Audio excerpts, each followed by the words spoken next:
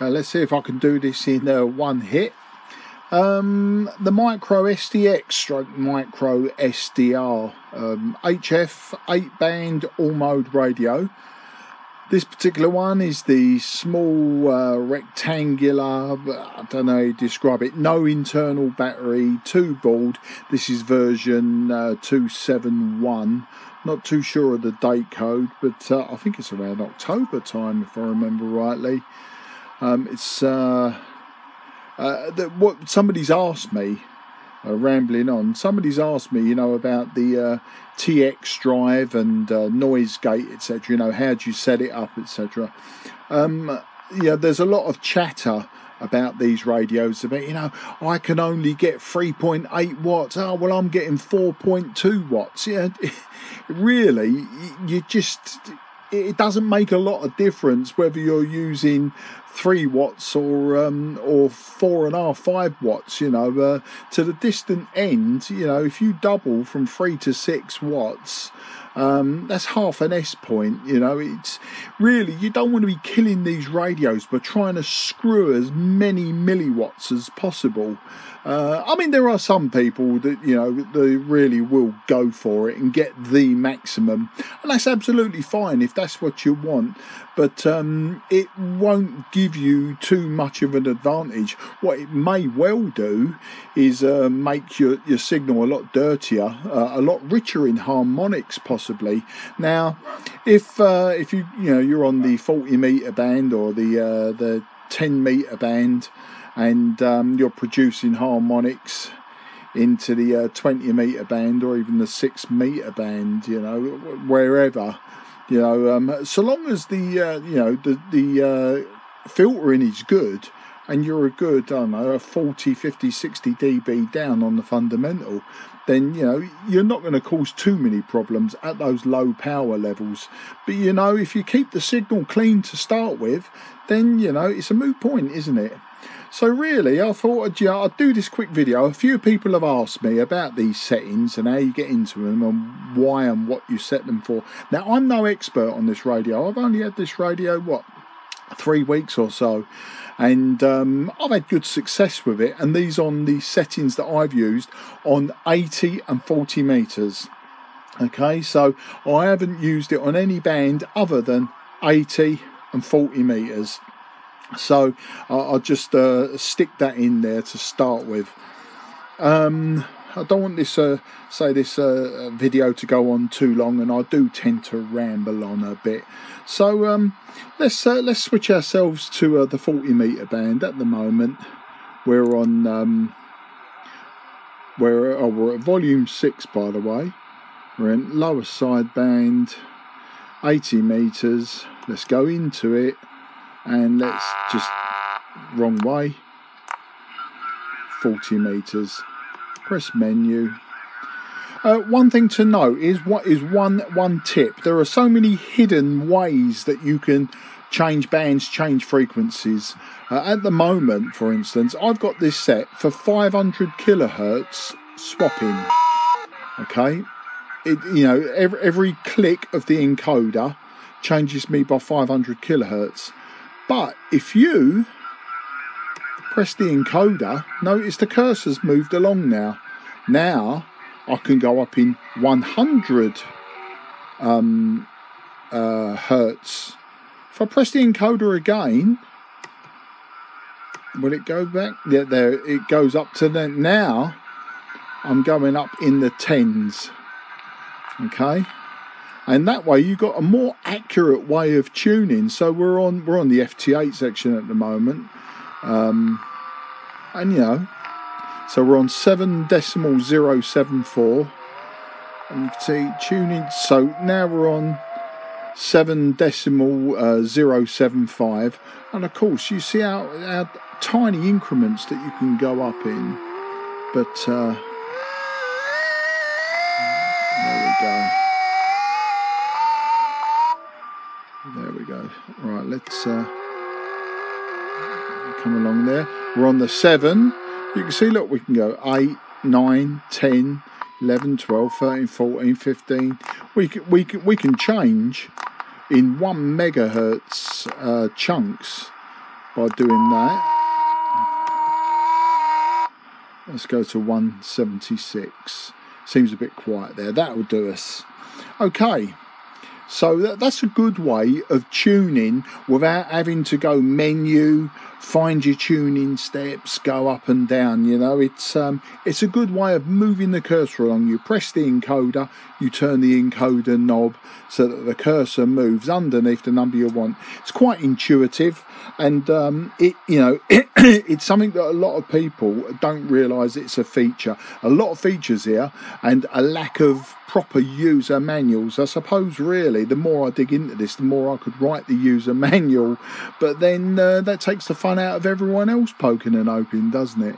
So the settings for transmit, you need to set your PA bias minimum and your PA bias maximum, and that is basically just setting up this is a Class E amplifier on the tail end of these. They're very efficient, but you can also, they're very misunderstood, I think. I'm not big on Class E. I don't really know a lot about Class E. I really should know a bit more about Class E, especially as I'm running now a Class E radio. But anyway, there are the settings you have to set up for your output are the PA bias minimum and PA bias maximum. The other two settings that you should be setting and not hammering to death is your TX drive. Now that's your mic compression, and of course you need just enough compression. You don't have to go mad with the compression. Go mad with the compression and you start splattering outside your own band, and once again you start producing harmonics. The noise gate is your dynamic range as well. So so TX drive and noise gate, they need setting up as well. Once again, for me, it was trial and error. The very first time I ever turned this radio on, they're not plug and play, but that's exactly what I did. I plugged it in, I connected up the power, got the antenna on, etc. And then the first thing, I went smashing into 80 meters and waited for a QSO to finish, broke in. The bloke was 80 miles away. He was over in the southeast of England. I'm in the southeast, but he was north of me, about 80 miles away. We were running obviously on the 80 meter skip in the evening. I was giving him 5 and 9, but with artifacts. He said it sounded like RF on the audio, and so I was just thinking to myself, I have in the past suffered with RF on the audio with other radios, but I've been running sort of 50 watts, 100 watts on 40 meters, and I knew there was RF on the audio as well because I got little tingles every now and again off the microphone metalwork. So, but I addressed that issue and cured that issue. Now I didn't expect RF to be on the audio when I'm running. I was running about 4 or 5 watts. Got a short run of RG58 coax to a 9-to-1 unun and then a 90-foot long wire, and I wasn't convinced there was RF on the audio, but it was a brand new radio. Once again, I hadn't been into the settings. I was using it as is out of the box. And a few other people in the various forums that were all saying, I'm getting complaints that it sounds like there's RF on my audio. And then somebody said, have you checked your noise gate, the TX drive, etc.? Because, if you're hammering the radio to death, then you're going to get all sorts of noises and spurious signals, etc. And sure enough, I looked into it a bit more. Looked at some of the settings some people were used that as a starting point, and went from there, and now I get good audio reports. I don't get any complaints of RF noise, etc. So all I'm going to do today, I told you I could ramble, all I'm going to do today is go through some of the settings, show you how you get to those settings, tell you the settings that I've used, and maybe you should sort of use that as a starting point. I'm not saying it's optimum. I'm not saying it's good. These radios are from all different sources. They're all sort of based on the same thing, but of course they're from China. The World in His Dog is producing them at the moment. I appear to have got a good one, and you know, and because I've sat down and looked at it, thought about it, rather than just plug it in, hope for the best, and I think, nah, it's a piece of crap. It isn't actually a piece of crap. I don't think so, but that's my personal opinion. So let's go through the settings. As I say, you can use my settings as a starting point. They may work from the get-go. They may not work at all. But, you know, at the end of the day, don't get hung up. You know, these are QRP radios. These are meant to be sub 10 watts SSB, sub 5 watts CW. And you know the difference between 5 and 10 watts SSB, half an S point at the decent end. But if at 10 watts your audio is rubbish, and at 5 watts you've got a lovely clean audio, then, you know, I go for the lovely clean audio. I mean, I've worked this radio on 40 metres into Slovenia, Italy, Germany, Belgium, the Netherlands, you know, and some good into G as well. And since I changed my settings, I haven't had any real complaints about audio quality. You know, some stations I've called into and they've said, you know, you're very weak. Well, no great surprise. You know, I've been running just recently sort of 3 watts. Counting for the losses in the system, that's probably 1.5, 2 watts maybe. You know, into a long wire antenna, not the most efficient antenna in the world, but you know, for what it's doing and for what I'm using it for, it's fantastic. You know, oh, well, for me, it's fantastic. Once again, not chasing DX. DX for me is relative. The book says DX is continent to continent. For me, DX is relative to the system that I'm using. So a tiny little radio running 3 watts into an efficient antenna system, if I make several hundred miles on a lower band, for me that's good enough DX for me, you know, long distance. Anyway, I think about the 4th time now I said let's go into these settings. So let me just show you the settings that I've got, and you know, we can go through them and give you a good idea. So the first thing is volume. Okay, I found that when your S meter reads S9 and above, your volume doesn't have to be above 8. Now, the only thing with these radios, until you get used to the sequences of button pushes, etc., changing the volume to start with is a chore because you haven't got a volume control on that. So, you know, all I do is I go into it. You can see I've got it set at 6. I can hear signals there. They're a little bit low. I would probably up the level to about 8. Generally won't go over 9 and certainly not 10.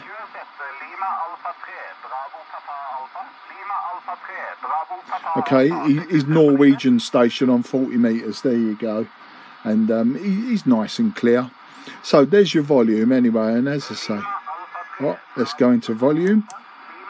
You're waiting for the little greater than, or is that a less than symbol? I don't know, but... And you notice when you alter it, a dash goes underneath it. You see, he's between S7 and S9. At S9, he gets a bit loud and can rattle this tiny little speaker. But let's turn the volume down. Okay, you're looking for the little symbol next to the plus. Let's turn it down because I'm making a video. We don't need to hear him at the moment. Okay. So, volume will set at 6. Your next one is your mode, LSB. You can cycle through, you know, LSB, USB, AM, FM, etc. CW. There we go.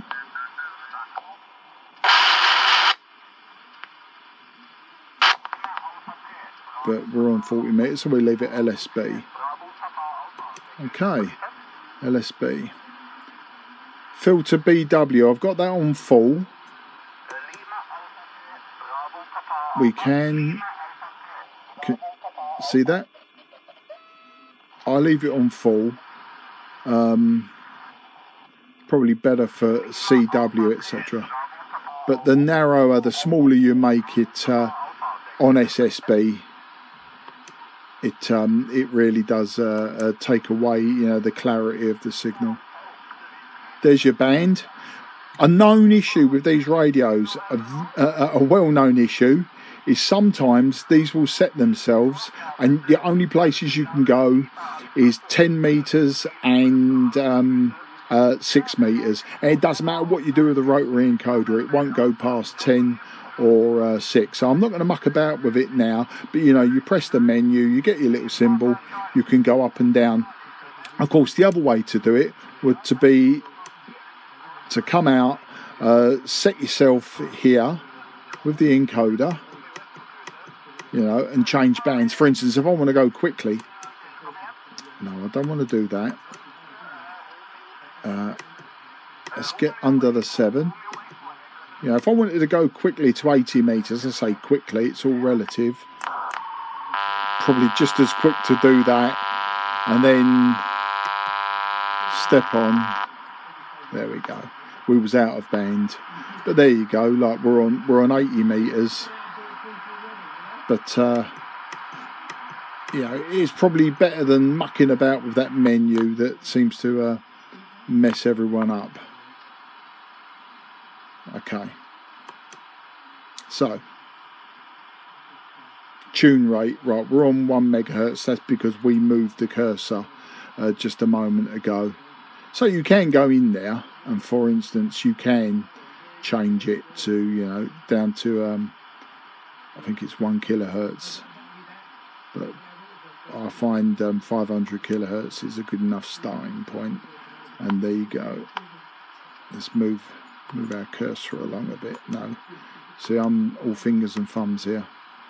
Right. Right, let's leave it on our Norwegian, mate. So, okay, Vfo mode. You've got Vfo A and B. The RIT, you all know what that is for. AGC, automatic gain control. Now, I've got it off.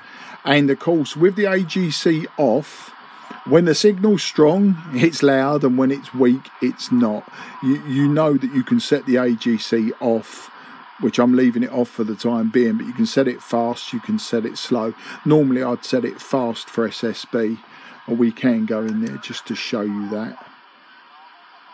Now, obviously, that signal of our Norwegian friend will change depending whether I'm on fast or slow.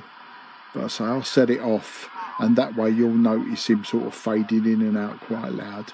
You know how the AGC works, I'm sure. So noise reduction, set it to 0. Attenuator, now attenuator I always leave at 0. Once again, an attenuator 2 is set to 0. Right, your S meter, you notice mine one up here reads numbers, so it's, you know, it's S1, S2, S3, S4, blah blah blah. But there are different ways that you can set the S meter up. It's quite interesting. You can have it as a bar graph, so I can have it as numbers, bar graph, and there's, you know, different ways you can set it off. dBm, I think as default they come as dBm. Okay, CW decoder on, well, self-explanatory. CW tone, I think there is only 600. I'm not a CW man, so I won't go in there. You know what your semi QSK and that's for.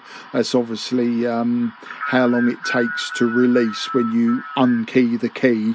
You know, some people like full break, some people like semi break, etc. Okay, keyer speed, that's for when you're using paddles or an iambic keyer or something like that. Keyer mode, so there you go, straight, well, it'll be straight or paddle, etc. Keyer swap, I think what the keyer swap does is when you're using the paddle, it swaps the dits and dars, depending whether you're left-handed, right-handed, or which way you want, you know, whether it's your finger or your thumb that does the dits and dars. Okay, practice, tone, volume, this is Vox, the noise gate. Okay, so here's the noise gate, and the noise gate is the dynamic range, okay? So I always set it to 0. Well, I say I always set it to 0. So far I've set it to 0. Not sure what they come as default now. Don't remember off the top of my head. I think it was 4. But I've set it to off, or 0, sorry. And it seems to work okay. Okay, so my noise gate, that is one of the important ones, is set to 0. Off 0. Okay, the next one is TX drive. That's the compression. Okay, drive being, you know, you transmit drive, and that is the compression. I've set mine to 2, and that seems to have cleared the audio problems I had on my very first transmission. I had it set to 4. I think 4 is the default, at least it was on this radio. So, you know, set it to 4. And you'll probably get noise problems. Set it to 2 and use that as a starting point. You know, there are people who will tell you all different settings, but for me 2 seems to work. At least it does on 80 meters and 40 meters. So, you know, there's your starting point for that. TX delay 0, CQ interval, CQ message, I suppose PE1 triple N, that was a default call sign on CQ message. Okay, there's your PA bias minimum. This is setting the power output of the radio. Now for me, for getting between 3-4 watts, I found the PA bias minimum set to 20. Okay, now I'm not too sure on the range. We can go in there. Let's have a look at the range. I think it goes from 0. I'm not too sure what the top end is, but it goes on and on. But I've set mine to 20. Okay, 20 is good enough for me. I didn't mean to come out of that. And your PA bias maximum. Some people are setting it at like 220. And, you know, saying I'm getting 7-8 watts. Well, that's fine. But you're probably also causing quite substantial harmonics. Now, substantial is relative. You know, we're only putting out sub 10 watts. But, you know, you could be putting out 2 or 3 watts on your first harmonic. And, you know, that could be quite substantial when conditions are right. You know, you could be transmitting on another band or out of band and upsetting somebody somewhere. And if you're calling CQ and your call sign's out there, they're going to know who you are. If you're saying, you know, CQ 10 meters and they're hearing you up in the 6 meter band or nearby, you know, they're going to know who you are, and I'm sure they'll come and find you. So, you know, I've set mine to 150. And as I say, minimum at 20, maximum at 150. It seems to work well for me. I'll get 3 to 4 watts, great QRP power for me personally. And I don't seem to be, well, I say I don't seem to be causing any issues out of band, but I have got a spectrum analyzer. I've got a tiny SA, but I don't know what I've done with it. I put it somewhere safe. I'm going to find it, and I will do another video, and we will look at harmonics out of this radio. I'll do it into a dummy load as well. But that's it, I think, for settings. There's your PA bias max. 150 is what I've got set mine at. Your reference frequency, another one. You see default is 27. And some people are reporting, you know, 0.5 kilohertz off, 1 kilohertz off. My one seems to be okay, seems to be on frequency. But you do alter it here if your radio's slightly off frequency to, you know, like your transmit is off. If you're, you know, you're hearing someone on, you know, 7176. And when you transmit, they've got to retune to 77177. Then you know, if you can ask them and just say, what frequency are you receiving me on, and hopefully, you know, they can tell you. And if you have got a problem, you know, then this is where you set it from. So IQ phase, I haven't looked into that one. Backlight, that one's pretty explanatory, and that's it. We've run out of menus, so I hope that helps. I hope that helps.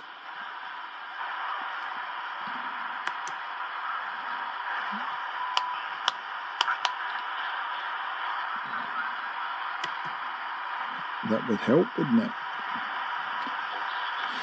You've seen a few videos now. You've seen me talking to people. I